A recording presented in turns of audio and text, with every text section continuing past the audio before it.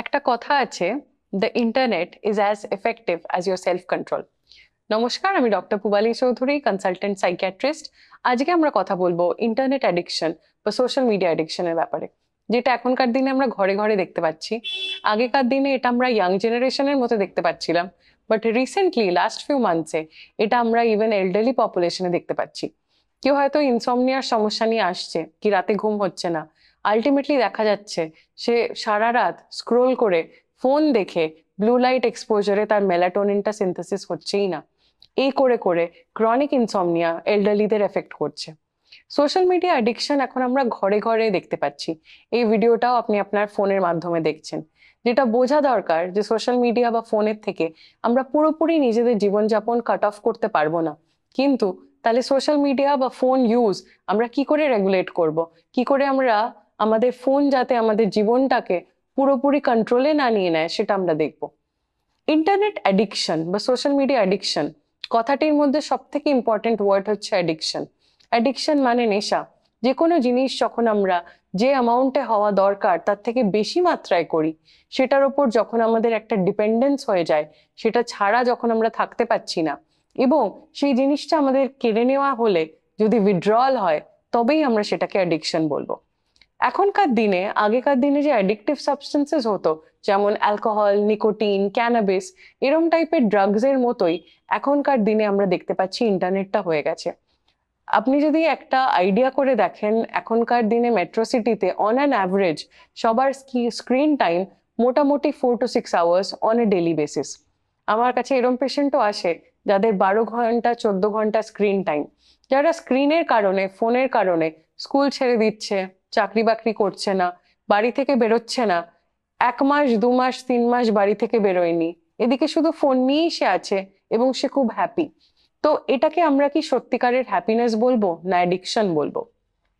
Modern যে social media অ্যাডিকশনটা আমরা academic সার্কেলসে, psychiatrist সার্কেলসে খুব বেশি ডিসকাস করছি, কিন্তু এটা জানা দরকার যে আমাদের ডে টু ডে বেসিসে এটা যেন সাধারণ মানুষের কাছে চলে আসে, যে কতটা স্ক্রিন টাইম দেখাটা উচিত এবং কতটা হলে সেটা অ্যাডিকটিভ জায়গায় যাচ্ছে এবং আপনার ব্রেনকেও ড্যামেজ করছে। একটা আমরা হু এর স্টাডি পাচ্ছি যেখানে বলা হচ্ছে যে 2 আওয়ার্স বাচ্চাদের জন্য ম্যাক্সিমাম স্ক্রিন টাইম দেওয়া উচিত। less than 18 পপুলেশন যারা আছে তাদের জন্য ম্যাক্সিমাম 2 আওয়ার্স। এবং একাডেমিক অ্যাক্টিভিটি মানে যাদের ধরুন অনলাইনে ক্লাস চলে বা অনলাইনে কোনো অনলাইন টেস্ট দিচ্ছেন, তাদের জন্য স্ক্রিন টাইমটা সেটা মাইনাস করে আমরা যেন এন্টারটেইনমেন্ট পারপাসে 2 ঘন্টার বেশি ফোন না ইউজ করি। অফিস জীবীদের ক্ষেত্রেও, কাজের ক্ষেত্রে যাদের ল্যাপটপে বা ফোনে স্ক্রিনে কাজ, তাদেরও আমরা বলি ওয়ার্ক আওয়ার্স বাদ দিয়ে আপনি যতটা সম্ভব ফোন ইউজটা কমাতে পারবেন। ফোন ইউজ নিয়ে আমরা এত মাতামাতি করছি কেন? এটার ভয়াবহ প্রভাবটা কি আমরা দেখতে পাবো? ব্রেন ড্যামেজ মানে এখনকার দিনে দেখা যাচ্ছে বাচ্চাদের সোশ্যাল স্কিলস ডেভেলপ করছে না। অটিজমের মাত্রা আমরা অনেক দেখছি বেড়ে গেছে। অলরেডি সোশ্যাল কমিউনিকেশন যে প্যাটার্ন গুলো সেটা এফেক্টেড হচ্ছে। মুখোমুখি দেখা হলে face to face hi hello how are you এই কথাগুলো কেউ বলতে পারছে না। সবাই যেন এক ঘরে বসে আছে, এদিকে প্রত্যেকে তাদের ফোন নিয়ে ব্যস্ত। একটা কনভারসেশন, একটা হাসি মজা, একটা গল্প, আড্ডা, এইসব জিনিসগুলো উঠেই গেছে এবং সেটার এফেক্ট ব্রেনের ওপর পড়ছে। আমরা দেখতে পাচ্ছি ফ্যামিলি টাইজ নষ্ট হয়ে যাচ্ছে।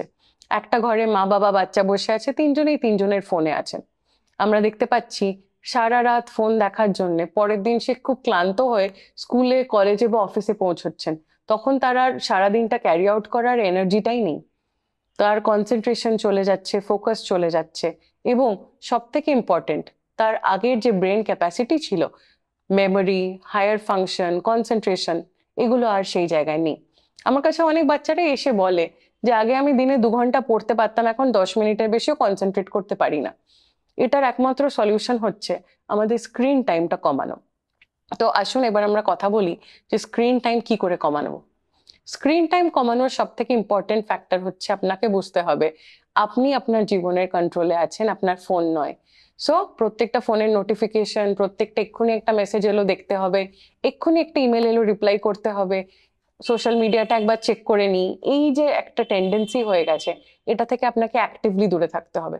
সকালে ঘুম থেকে ওঠার পর 1 ঘন্টা নো স্ক্রিন টাইম, সেটা আমরা রেকমেন্ড করছি। সিমিলারলি রাতে ঘুমোতে যাওয়ার আগে 1 ঘন্টা নো স্ক্রিন টাইম। প্লাস কাজের মধ্যে আপনি যখন কাজ করবেন ফোনটা সাইডে রেখে দিন, বাড়ির লোকের সঙ্গে সময় কাটান, একটু আপনার হবিজে ফোকাস করুন।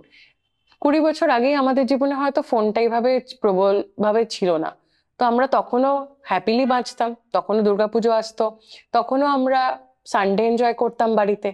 তো আপনি যে হবিস গুলো এনজয় করেন, ছবি আঁকুন, গার্ডেনিং করুন, আপনার বাড়িতে বাচ্চারা বা পেটস থাকলে তাদের নিয়ে খেলা করুন, ঘুরতে যান, হাঁটতে যান, এক্সারসাইজ করুন, বাড়িতে বসে গল্প করুন। এইসব সিম্পল অ্যাক্টিভিটিজ এর মাধ্যমে আপনি আপনার ফোন টাইমটা অনেকটা কমাতে পারবেন। এখনকার দিনে স্ক্রিন টাইম আর লেজার টাইম যেন এক হয়ে গেছে, সেটা থেকে আমাদের বেরিয়ে আসতে হবে, ফোনটাকে লেস অ্যাডিকটিভ বানাতে হবে। ফোনের কি কি জিনিস আছে যেটা আমাদের অ্যাডিকটিভ বানায়? এত কালার্স, এত নোটিফিকেশন, এত সব সময় কিছু না কিছু চেঞ্জ হয়ে যাচ্ছে, প্রত্যেকবার আপনি সোশ্যাল মিডিয়া খুলবেন আপনার ফিডটা রিফ্রেশ হয়ে যাচ্ছে। এইটা করে করে আমরা দেখতে পাচ্ছি যে অনেকটা প্রবলেম হচ্ছে কনসেন্ট্রেশন আনতে।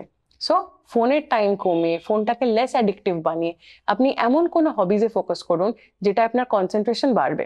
ছবি আঁকা, গার্ডেনিং, এই টাইপের হবিজ, কুকিং, এই টাইপের হবিজ আমরা দেখে থাকি কনসেন্ট্রেশন পাওয়ার বাড়ে। তো এরম আপনার পুরনো ছোটবেলার হবিসগুলো আবার ফেরত আনুন, বাড়ির লোকের সঙ্গে টাইম স্পেন্ড করুন, এবং ফোনের ব্যাপারে আপনার বাড়িতে নিজে রুল সেট করুন যে আমরা বেডরুমে ফোন রাখবো না, অথবা ফোনের এই টাইমটা থাকবে কি 2 ঘন্টা পড়ার পর 1 ঘন্টা ফোনের টাইম। এরম ভাবে নিজের বাড়িতে আপনি রুল সেট করুন। সোশ্যাল মিডিয়া অ্যাডিকশনটা খুব নতুন এসছে, লাস্ট 20 বছর আগে এই টার্মটা আমরা শুনতামই না।